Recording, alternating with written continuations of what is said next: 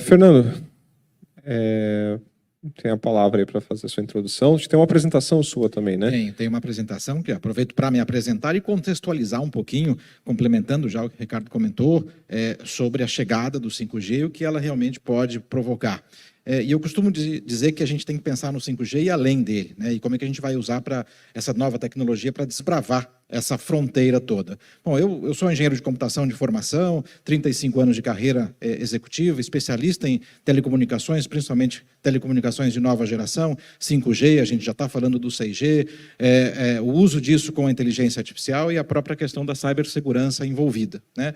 Eu hoje coordeno o grupo de trabalho do 5G da CAT, que tem a CAT é a Associação Catarinense das Empresas de Tecnologia, temos uma vertical muito forte da área de transporte, né, e com o envolvimento dos portos do estado de Santa Catarina, todos eles olhando sobre como o 5G pode provocar mudanças e realmente promover essa transformação.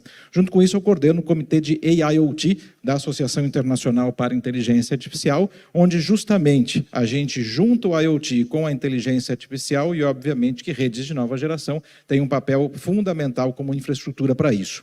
Antes de começar, acho que a gente tem que contextualizar como é que a gente chegou no 5G, e eu costumo usar essa foto de Martin Cooper, onde no dia 3 de abril de 1973, ou seja, há 50 anos, ele fez a primeira chamada de telefone celular. Inclusive, ele trabalhava na Motorola e ligou para o concorrente na Quinta Avenida, em Nova York. Quem tiver curiosidade em conhecer um pouco da história dele, tem esse QR Code, e ele basicamente usou esse telefone, que pesava na época 2,5 kg, ou seja, não era nada portátil, e durava muito pouco tempo, inclusive, de conversação. Indo um pouco à frente, a gente teve a primeira chamada de telefone celular no Brasil em 1990. Na época, o então presidente Fernando Collor, o ministro Osiris Silva, recebeu uma chamada do secretário, que ele era o ministro de Infraestrutura, e recebeu uma chamada do secretário de Comunicação. Tinha um vídeo interessante aqui, mas para não perder muito tempo, eu deixo o QR Code caso alguém tenha curiosidade. E falando um pouco sobre a história da internet móvel, que é o foco hoje, a gente nota que a cada geração leva mais ou menos uma década. Ou seja, lá em 1980, na década de 80 tivemos o 1G, depois na década de 90 o 2, depois nos anos 2000 o 3, nos anos 2010 o 4 e 2020 o 5G, é onde nós estamos nesse momento. Por isso que a gente já fala do 6G, porque 2030 está logo aí à frente. E o 6G traz características, inclusive, bem mais interessantes, complementando a solução do 5G. Uma curiosidade: no mercado de telecom, a gente sempre fala que as gerações ímpares são piores que as gerações pares, ou seja, as gerações pares trazem inúmeras melhorias.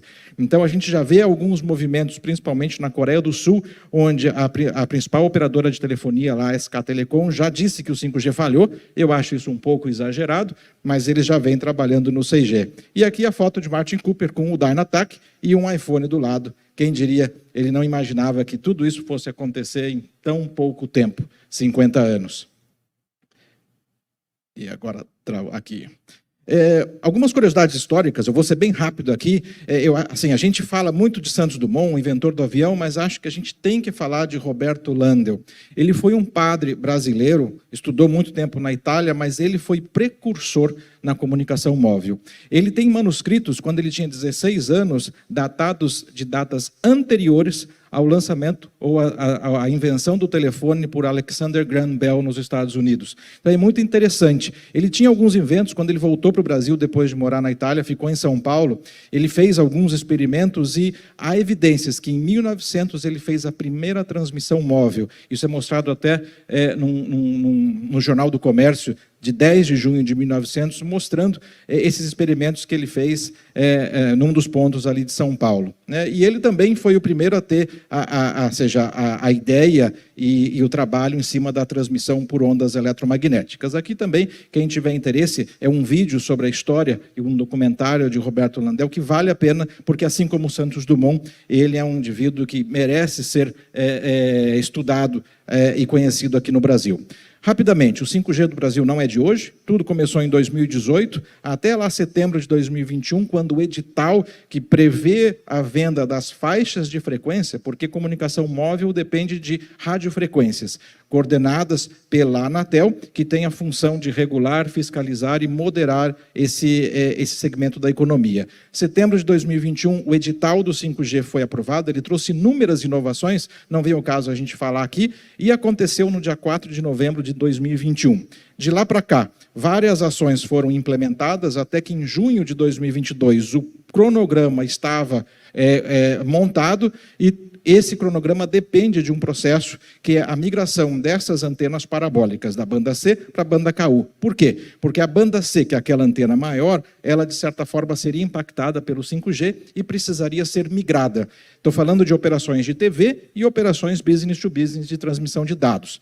Então, com essa necessidade, essa desocupação da faixa, ela começou em junho de 2022, no ano passado. Dia 4 de julho, a primeira cidade brasileira foi liberada para a ativação do 5G, Brasília. Em outubro daquele ano, todas as capitais, que era o cronograma determinado pela Anatel, tiveram a liberação, ou seja, essa migração da banda C para a banda KU foi concluída, e data de hoje, nós temos 2.456 municípios já liberados para o 5G no Brasil. Existe um cronograma de desocupação. Outubro de 2022, cumprido, janeiro de 2023, todas as cidades acima de 500 mil habitantes. Lembrando, isso é desocupação da faixa e não ativação do 5G. A ativação do 5G tem um outro cronograma. Junho de 2023, todos os municípios acima de 200 mil habitantes. E junho de 2024, municípios acima de 100 mil habitantes e já 50% dos municípios menores que 30 mil habitantes. Essa é uma inovação do edital que faz com que a implementação do 5G no Brasil ela seja muito mais rápida do que foi, por exemplo, o 4G. Então, a gente vai ver o uso do 5G de uma maneira muito mais acelerada aqui no Brasil. E olha que interessante, a previsão para junho de 2024, que são esses municípios, a gente já tem 83% dos municípios acima de 100 mil habitantes liberados e 41% dos menores que 30 mil. Ou seja, já estamos muito próximos de atingir essa meta 6 meses antes da data prevista. Então, a gente está vendo essa aceleração muito grande. Aqui, rapidamente, a ativação do 5G, a gente tinha aqui, até 2025, apenas as capitais deveriam ter o 5G, a partir de 2025, os municípios acima de 500 mil habitantes, seguindo até 2029, onde todos os municípios brasileiros deverão ter o 5G.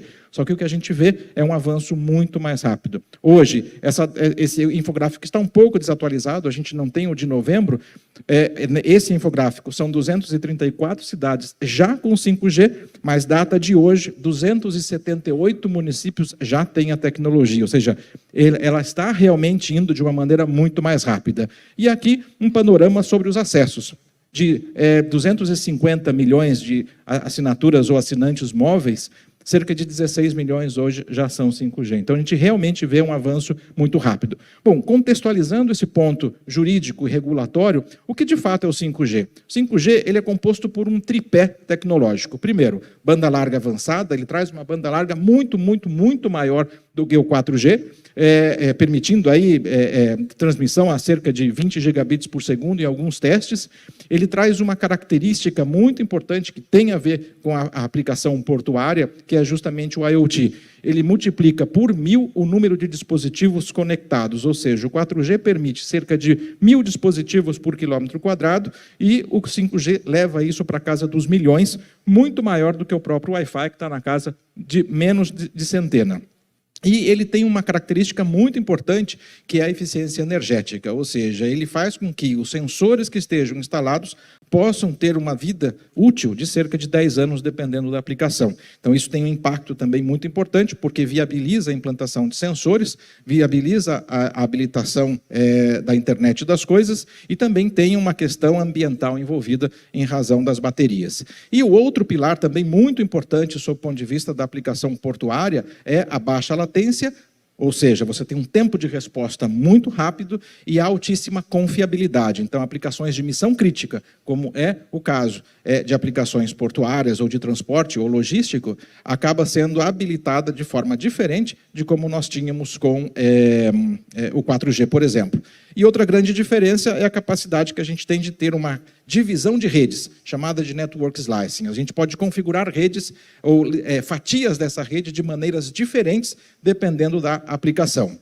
Rapidamente, vale a pena mencionar, a gente completou esse ano 25 anos da Lei Geral de Telecomunicações, e a gente vê um avanço significativo, então o 5G vem corroborar com isso, e principalmente, estou encerrando, o que a gente tem a ver com isso? Ou seja, em 2021, o Ministério da Economia fez um estudo junto com o Programa das Nações Unidas, contratou a Deloitte para fazer isso, e a gente tem cerca de 590 bilhões de reais em otimização de processos, redução de custos, esses números estimados pela Deloitte, com a aplicação do 5G. E o 5G também traz o potencial do desenvolvimento de cerca de 100 bilhões de reais em aplicações para o 5G. A gente estava conversando um pouquinho antes do painel, justamente pelo fato de ter aquelas 3 características diferentes, banda larga avançada, comunicação massiva máquina-máquina e alta confiabilidade, ele requer aplicações que são diferentes das aplicações existentes para o 4G. Então, essas aplicações precisam ser desenvolvidas e a demanda do mercado apenas do Brasil é de cerca de 100 bilhões de reais. Para que isso aconteça, existem algumas recomendações públicas, enfatizar e enfocar o empreendedorismo, a inovação tecnológica, a implantação da infraestrutura, uma série de recomendações públicas que valem a pena serem seguidas, e o Ministério da Economia vem trabalhando nisso para que o 5G realmente deslanche. E falando um pouco sobre o futuro, o 6G, ou seja, isso aqui são 2 conselheiros da Anatel, num evento na China, há cerca de 3 meses, já olhando o 5,5G, que é um caminho intermediário para o 6, e o 6G já acontecendo, inclusive com testes na Europa, chegando a velocidades de 12 gigabits por segundo. Ou seja, a gente vê um avanço muito forte, e as aplicações que o 5G trarão promoverão justamente essa grande transformação em diversas cadeias produtivas, inclusive transporte e logística, aonde as atividades portuárias se incluem. Obrigado. Muito legal, Fernando. Parabéns. É realmente impressionante, né, esse potencial que o 5G tem, né?